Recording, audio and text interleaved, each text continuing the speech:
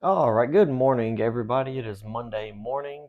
Congratulations if your teams won this weekend. Mine did not, and my game picks did not look that good. So we'll jump straight into some games. First, right off the bat, my Green Bay Packers looked like they were going to hold on late in the game. Did not do it. They started the game a little bit slow on offense. Didn't score anything in the first quarter, got it together in the second, played well in the third. In fact, they scored on 4 out of 5 drives, and really just 4 in a row because the one they didn't was uh, just a kneel down in the first half. So they put up a lot of points on 4 drives, and then in the fourth quarter they just kind of stalled out, just couldn't get anything going. Gave all the momentum back to Atlanta, allowed Atlanta to get down and basically run the clock out, kick a field goal to win, and it was it was hard to watch. It was they I felt like the offense had something going, and then going into the fourth quarter, it's just I don't know if it was I don't know if it was the play calling or just the execution on the offense part, but it just seems like they couldn't get that spark going, and I thought they would be able to do that without Aaron Jones. He's really good at providing that spark in those big moments like that. That's something they've really relied on him for, and they really need to find a way to get that spark when he's not in the game. I was really, really happy with Jaden Reed. He played really well. I know one of his touchdowns was a busted coverage. It looked like, but he seems pretty explosive when he has the ball in his hands, and I feel like they need to be a little bit more creative and try to find more ways to get him the ball, especially when Christian Watson's not playing. And if they do that, I think they can right the ship, and I think they have potential to win quite a bit more games. The good thing about this week is that the Vikings lost, and we'll get to the other teams in the division in a minute. But Green Bay is still sitting on top of the division at 1-1, so that is at least a plus that came out of this weekend, and hopefully getting Aaron Jones and Christian Watson on the field soon will translate into better offensive play. Next, we have the Raiders and the Bills, and it was a big talk last week about Josh Allen not needing to turn the ball over or needing to make better decisions with the ball. And he came out against the Raiders and played extremely well. No turnovers, no interceptions, no lost fumbles. And they thoroughly routed the Raiders 38-10. Next, we have the Bengals and the Ravens, and that is a game I was really up in the air on. I ended up going with the Bengals on that one because I thought Joe Burrow would get the offense in better positions. I thought they would play better, and to an extent they did play better, but it also appears that Joe Burrow re-aggravated that calf injury, and he's not looking quite as mobile as he normally does. So their offense is still struggling, still figuring it out with that injury and what Joe Burrow's going to have to be this year due to that injury, if it's going to linger or if they need to sit him out more. But the Ravens look good on offense, even with losing Odell Beckham early in the game, and the Ravens ended up pulling out a close game, 27-24. The Lions and the Seahawks, I had the Lions picked to win that, and they come out and played pretty well, but Jared Goff did throw his first interception in probably 370 or so passes, somewhere in that general range, basically ending the third longest streak in NFL history of consecutive passes without an interception. Tom Brady is still safe at 2, Aaron Rodgers still safe at 1. But that game ended up going to overtime, and the Seahawks ended up pulling it out, scoring a touchdown in overtime to win. The Seahawks have had the Lions' numbers as of late, and they have played really well against them. There have been some high-scoring games between them in the last couple years, but Seattle pulled out the win on the road, got back to 1-1. Lions still sitting at 1-1. I had the Chargers picked to beat the Titans, and that was a very close game, 27-24. Justin Herbert played pretty well in that game. you got to feel like Austin Eckler not playing in that game was really a difference maker. I think that would have provided a little more spark on offense for the Chargers and probably got them in scoring position a little bit more and probably was the difference in the game. But Titans pulled that one out, another close one, 27-24. That one also went to overtime. The Buccaneers and Bears, I picked the Bears. I thought they would play better than they did in week one. And I know they're talented enough on offense to have played better, and they just did not. So, and it ended up being a 10-point game, 27-17. It was 20-17 with a little over 2 minutes left, and Justin Fields threw an interception inside the 5 yard line, and Tampa was able to punch that in for a pick six, which is 5 yards. But it was a bad throw on his part, bad decision, and really the whole game was. It looked like Justin Fields was not himself. Like at the end, the last 6 to 8 weeks of last year, he played really well. He had the highest on target percentage in the NFL, but did not have the highest completion percentage, which means he was getting the ball to the receivers and the receivers weren't catching it. And they went out and got DJ Moore this offseason, which you would think would be what helps him get over the hump. It helped Josh Allen, helped Jalen Hurts in their third year. You would think Justin Fields would be the same. And through 2 games, it is not the case.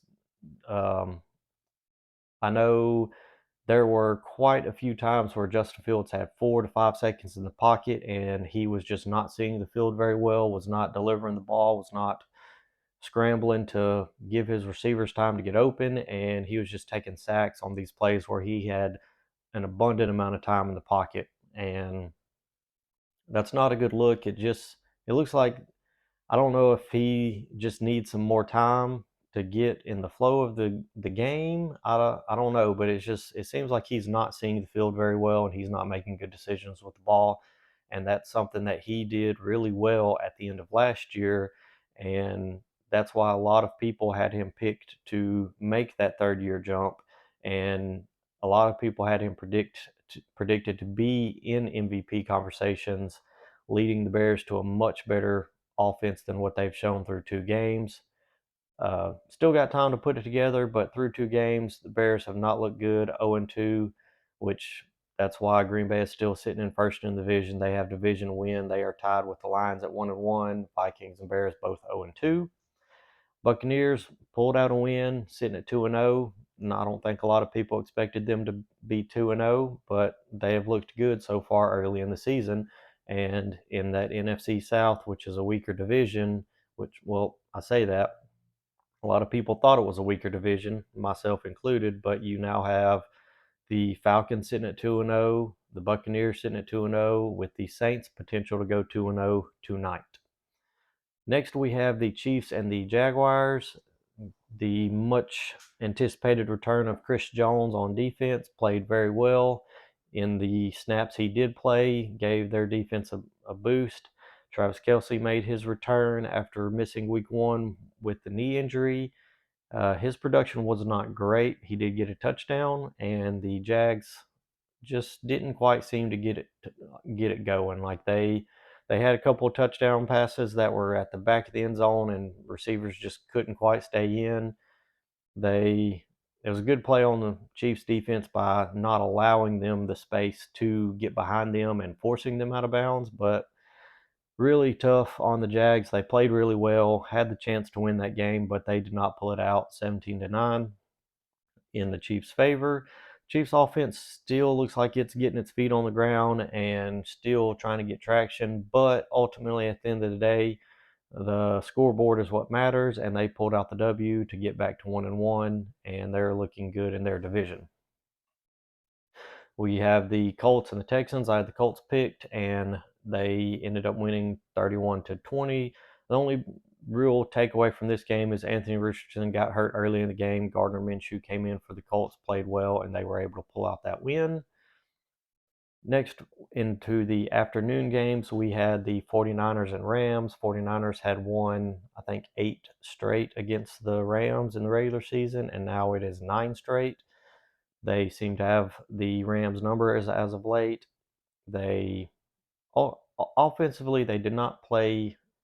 I wouldn't say they played great, but they did not play bad whatsoever. They were efficient. They protected the ball. Brock Purdy did not throw any touchdowns, but he ran one. McCaffrey ran one, and Debo ran one. So they still changed it up, got their playmakers the ball, uh, got Debo involved in the running game, which is always a wrinkle that stresses defense. And the Rams showed that last week their performance in Seattle was not a fluke. They at least played fairly well yesterday against the 49ers, and they aren't going away. They could be sticking around in the playoff picture for quite a while. We'll have to wait and see.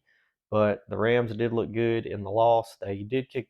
It was 30-20. They kicked a field goal with time expiring, which allowed them to cover the spread. I know people on the team probably were not thinking about that, probably weren't even aware of the spread, whereas us at home, we were, and we were watching.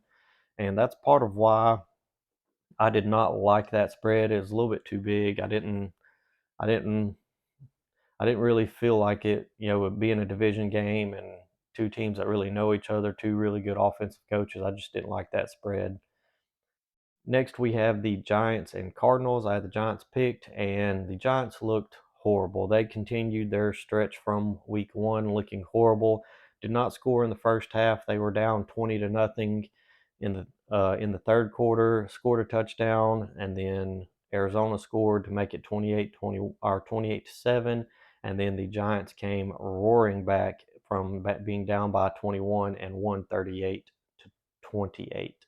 Now, they scored 31 points in the second half, managed to put up 349 yards of offense.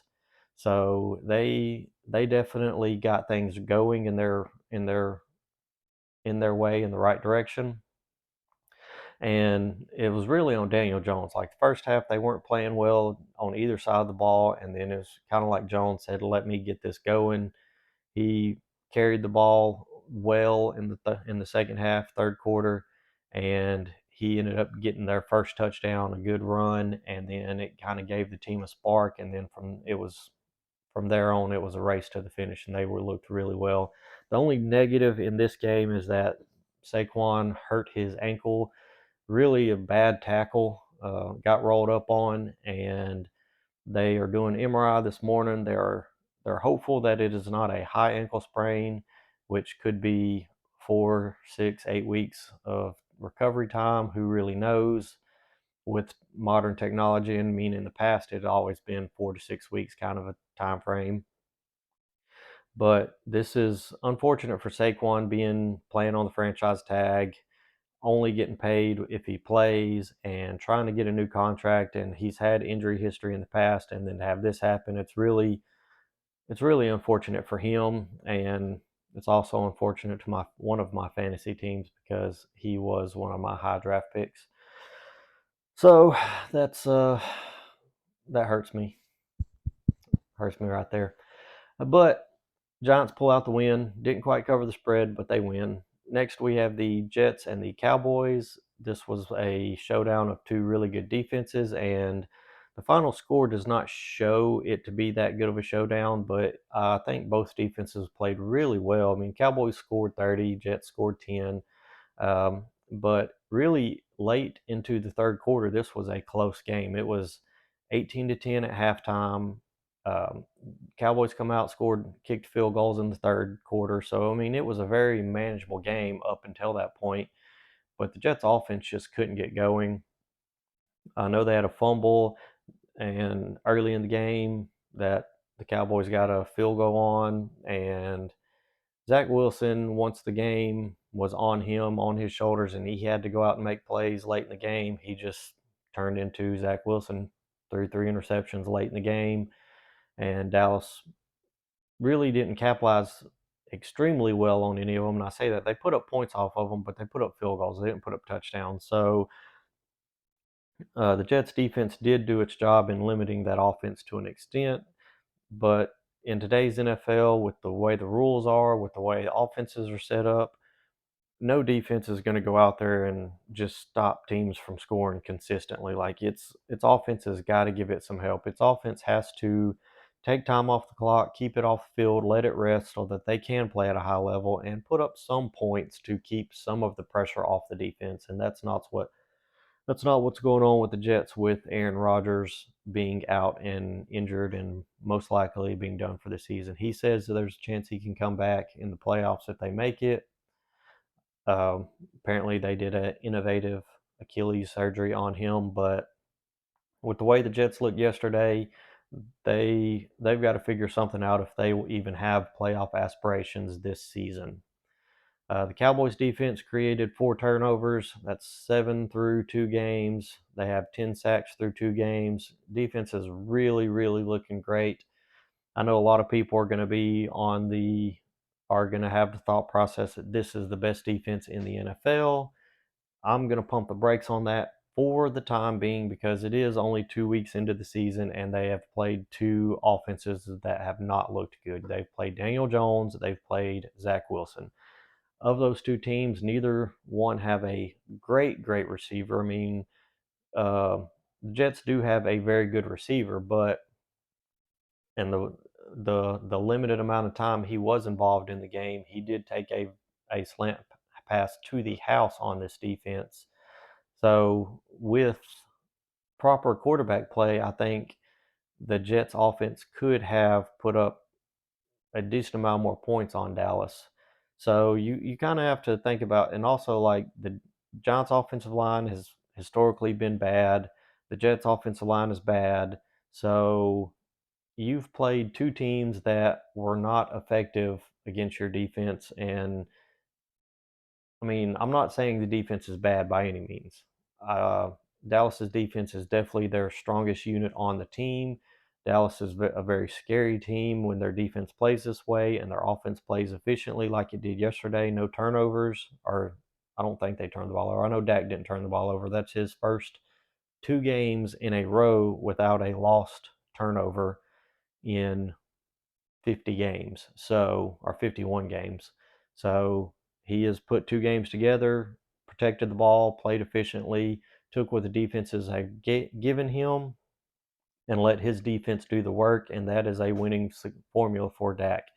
You need to have every football game where Dak is just a piece of the puzzle and not trying to be the whole puzzle. You don't want Dak trying to win games. You want the team helping Dak win games. And when the defense plays like that, they have the chance. Like I said, it's only 2 weeks. They haven't played a great offense or even a high caliber offense yet. So until they do, I'm not so convinced that this is the best defense in the league. I know they have to play the 49ers in a few weeks. They'll play the Bills later in the season. They will play the Dolphins later in the season. So they will play some very good offenses down the road. And once those offensive juggernauts meet this juggernaut of a defense, we will really see how good this defense is. And at that point, if if they're still playing great, absolutely best defense in the league. But based off the two teams they've played and just 2 weeks of the season, I can't say it's the best in the league yet. On to the Commanders and the Broncos. This was had a very weird ending. Russell Wilson looked much better this week. He didn't look bad last week, but he did look better this week. He is off to quite a few touchdown passes through 2 games. I think he's at 5 or 6 on the season, which is a great number for him through 2 games because last year I think he threw all of 14 or 15 through the whole season.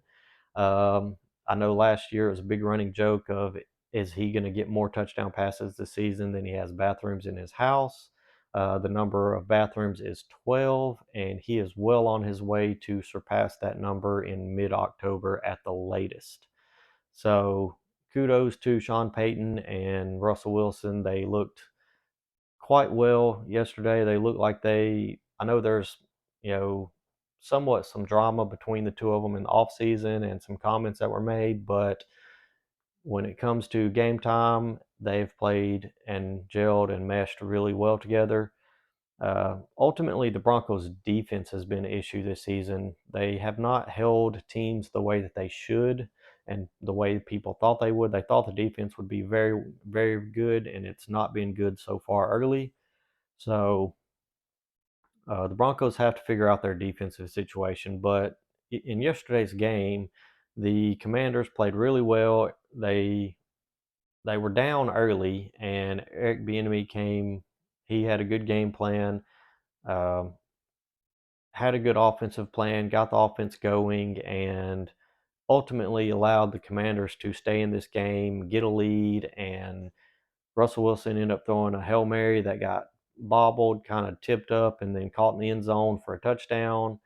And then on the play to go for two to try to tie the game, unfortunately, it appears it was pass interference. It does not appear like it was a bang bang type play. It looked like the contact was significantly early and no flag was thrown. Anybody that saw it can't really argue that it's not pass interference, and that should have given them another try, move the ball a yard closer, and give them a chance to tie that game, possibly take it to overtime. But it didn't happen. No flag, no call, and Commanders held on to win 35-33. And the Sunday night game, Mike McDaniel against Bill Belichick. Tua has been undefeated against Bill Belichick, and that streak continued last night. The Dolphins won 24-17. The Patriots started slow on offense, had a fumble lost in the first half. Mac Jones threw interception in the second half. Those two turnovers very well could have been the difference in a tie game or even a lead for the Patriots. They did seem to play better and slow Tyreek Hill down to an extent, which I kind of expected. But even with that, you know, you can't really you can't this Miami offense is stacked at wide receiver. They have a ton of speed. The running game is where they really killed New England. I mean, the New England had a good game plan for Tyreek Hill, and in the process of that, the running game just shredded them. I mean, Raheem Mostert put up 121 yards on 18 carries, 2 touchdowns. That's what really killed New England last night. I mean, Jalen Waddle had a few big passes, 4 catches, 86 yards, some big plays down the field. Hill had 5 catches for 40 yards and a touchdown. Holding him to 40 yards after 200 plus last week, that's great. But ultimately, there's just so much talent around this Miami team. I didn't think the running back talent was that good going into the season, but they look like they've kind of found a couple pieces in the running game that complement their offense and work well with Tua and the wide receivers. And this Miami offense is looking like potentially the best offense in the NFL. Again, it's through 2 weeks, but one of these two games was against a defensive minded head coach, one of the best coaches in the league history. And I mean, they put up 145 yards on the ground, 250 through the air. So you're looking at 400 yards of offense against Bill Belichick. So that's that's saying something right there. I mean, it's still early in the season. We'll see how this Miami offense does. As I mentioned earlier, they're going to play Dallas, who has a good defense. They're going to play Buffalo, who has a good defense. The Jets. So they don't have an easy road down, all the way to the playoffs. But I think they're going to be well within the playoff picture throughout the season, and we'll see how good this offense is when it plays some of these better teams. But Miami pulled the game out 24-17. On my week picks, I am 8-6 currently, so I could end up 8-8 depending on the doubleheader on Monday Night Football, 9-7 or 10-6. I'm hoping I get the 10-6 to try to keep the double-digit wins going. I have New Orleans picked to win tonight as well as Cleveland, so we'll see how those games go. We'll discuss those tomorrow. Um, look ahead into next week. The Thursday night game, we will have the Giants at San Francisco. That that right there should be a no-brainer. That's a San Francisco game, uh, especially with Saquon possibly being hurt, having to get his ankle checked out. So the I think the spread for that game is a double digits, 10 points right now. I think when we find out the extent of Saquon's injury, I don't think it will change the spread because I think he's going to be out this week no matter what. So We do have that. Another, like, we'll just run through a few games for this week. We got the Titans at the Browns. We got the Chargers at the Vikings, Patriots at Jets, Texans at Jaguars, Bills at Commanders, Colts at Ravens, Falcons at Lions, Saints at Packers, Broncos at Dolphins, Panthers at Seahawks, Bears at Chiefs, Cowboys at Cardinals, Steelers at Raiders, and uh, Eagles at Buccaneers. So, quite a few games, good games coming up. So we'll see how they go. I think that Eagles Buccaneers game is actually no, it's Sunday, next Monday. But we'll go through some spreads later. The current spreads for tonight are the Saints -3. I kind of like that. I think they can cover, and the Browns -2.5. I think they can cover that. I know some of the spreads I had mentioned over the weekend. I liked the Bears. I thought they would win outright. They did not cover. Um, I thought the Packers could cover. They did not. Well, I say that they lost by one. So if you got them on plus points, they definitely covered. I thought the Chargers would cover. They did not. And I thought the Giants would cover. They did not. So looking at the spreads, not so good on the weekend on the spreads. I did consider putting in a teaser where a 6-point teaser where it adjusted all the spreads by 6 points. In that case, all of those teams would have covered, but coulda, shoulda, woulda, and I didn't. But anyway, we'll jump back on here tomorrow. We'll go over the Monday night games, and then we'll start diving into week 2 games. Uh, Hope y'all enjoy the Monday night football games.